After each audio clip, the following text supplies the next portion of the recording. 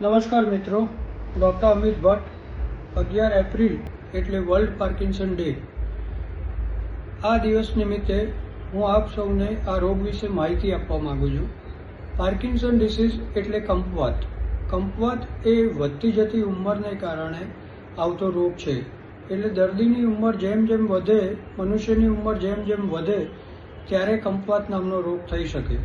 Normally 60 વર્ષની ઉંમર પછી આ રોગ શરૂ થતો હોય છે. કેટલાક દર્દીઓમાં જે જીનેટિક કારણોસર હોય એમાં નાની ઉંમરે પણ પાર્કિન્સન રોગ થઈ શકે છે. પાર્કિન્સન રોગ થવાના મુખ્ય કારણમાં મગજની અંદર ડોપામિન નામનું તત્વ ઓછું થાય કે જે સબસ્ટેન્શિયા નાયગ્રા નામનો એક એરિયા હોય બ્રેનની અંદર. એમાં જ્યારે ડોપામિનની ઉણપ સર્જાય ત્યારે પાર્કિન્સન થાય.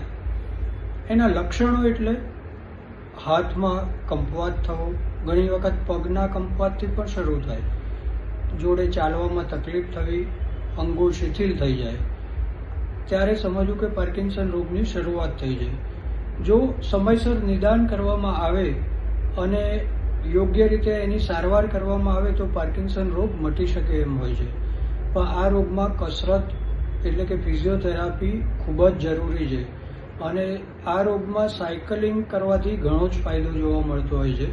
એટલે હું 11 એપ્રિલ વર્લ્ડ પાર્કિન્સન ડે નિમિત્તે આપને વિનંતી કરીશ કે જો રોગના લક્ષણો જણાય તો તરત ડૉક્ટરને બતાવી એનું યોગ્ય નિદાન કરી અને રેગ્યુલર કસરત કરવાથી આ રોગમાં આપણે નિયમિત રીતે જીવનશૈલી, આપણી લાઇફસ્ટાઇલ નિયમિત રીતે જીવી શકીએ છીએ. આ રોગથી ડરવાની કોઈ જરૂર નથી.